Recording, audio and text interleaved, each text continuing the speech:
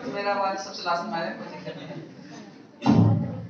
यहाँ जैसा कि बहुत सारे मेरे भैया, बड़े भैया, अखिलेश भैया, हर्ष भैया और भी स्पीकर आए, उन्होंने अपनी अपनी बात रखी और बहुत ढेर सारी मुद्दों को उन्होंने कवर किया। तो मैं थोड़ा उन लोगों से डिफरेंट कुछ अपनी अपनी बातें और प्रैक्टिकल बातें यहाँ पर रखने का कोशिश करूंगा। जैसा कि यहाँ पर बात हो रही है रोल ऑफ यूथ इन विकसित भारत 2024 सॉरी 2047। तो अगर मैं बात करूं तो इसकी शुरुआत कहाँ से होगी? बहुत सारी बातें हुई, यूथ को ये एजुकेशन में करना चाहिए, लेकिन अगर विकसित देश की हम बात करते हैं तो विकसित देश के लिए इसकी शुरुआत कहाँ से होगी?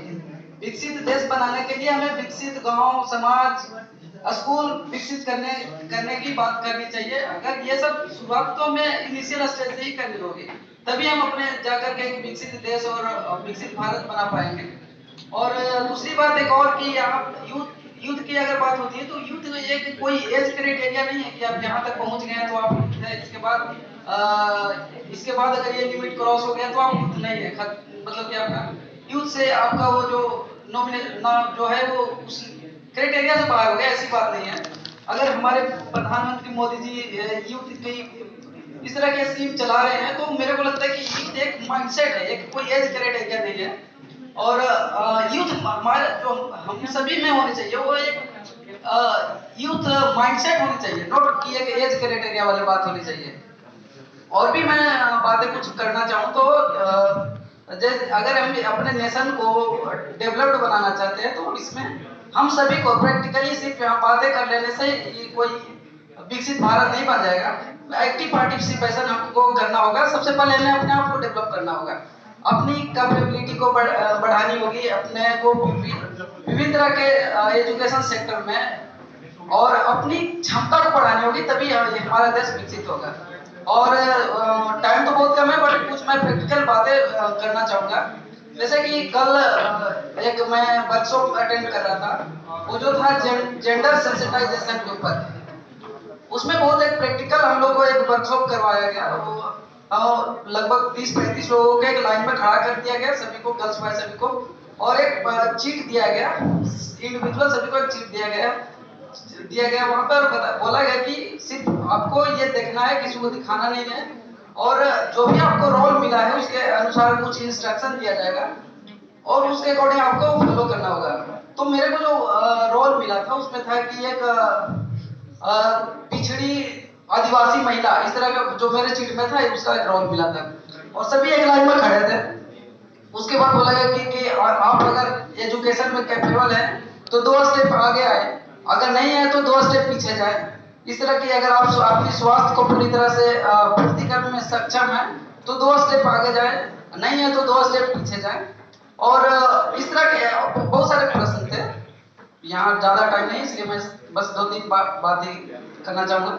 तो फिर ऐसे जब इस तरह का होते होते 30-35 लोग एक लाइन से शुरुआत किए थे और जो मैं था और भी हमारे साथ कुछ लोग थे, बहुत पीछे चले गए और कुछ बहुत आगे चले गए। तो फिर बाद में सबसे पूछा गया कि आपका रोल क्या था। तो फिर जब बताया गया कि मेरा रोल था एक पिछड़ी आदिवासी महिला, किसी का रोल था अभिनेत्री, किसी का डॉक्टर, किसी का ड्राइवर, और इस तरह के विभिन्न तरह के रोल दिए गए थे। तो मेरे को ये बहुत प्रैक्टिकल समझ में आया कि हम सभी तो शुरुआत एक लाइन से करते हैं जहाँ पर, और ये वर्कशॉप से अपने आप को जब मैं रिलेट किया तो मैं जिस तरह की मैं नवोदय विद्यालय से पढ़ाई किया हूँ और वहाँ पे हम सभी को क्लास 6 में एक तरह की सुविधाएं दी जाती है।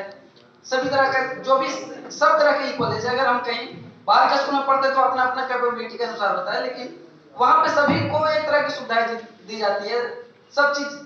मतलब कि हम वही एक लाइन से शुरुआत करते हैं, लेकिन वहां से जब पहुंचते पहुंचते जब 12th से हम वहां से पास आउट होते हैं, उसके बाद हमारी साथ परिस्थितियां हमारे साथ जुड़ जाती है।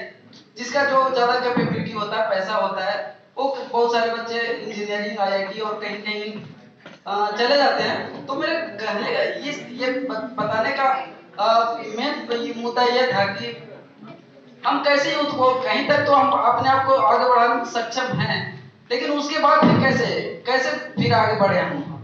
वो कई समाज परिस्थितियां होती है जो भी हम वहां पर पिछड़ जाते हैं। तो अगर इस पे बात की जाए, इसको आगे बढ़ाने की बात की जाए, तो शायद हमारा देश विकसित हो सकता है। और एक और वहाँ जो वर्कशॉप हो रहा था, वहाँ एक ट्रांसजेंडर मैम भी आई हुई थी। उन्होंने एक मुद्दा उठाया कि हम लोग को बोला जाता है थर्ड जेंडर, तो उन्होंने एक प्रश्न छोड़ कर गया और बोला क्या आप लोग इनका उत्तर पूछिएगा कि क्या है, अगर मेरे को थर्ड जेंडर बोला जाता है तो फर्स्ट कौन, क्या मेल फर्स्ट या वुमेन फर्स्ट, और अगर ये मेल फर्स्ट वुमेन ये तय कौन करेगा कि कौन फर्स्ट। तो इस बात को हमको सोचना होगा और सिर्फ हवा में बात करने से नहीं होगी, हमें प्रैक्टिकली अपने आप को एक्टिव पार्टिसिपेशन करना होगा, तभी हमारा देश विकसित बनेगा। थैंक यू, धन्यवाद।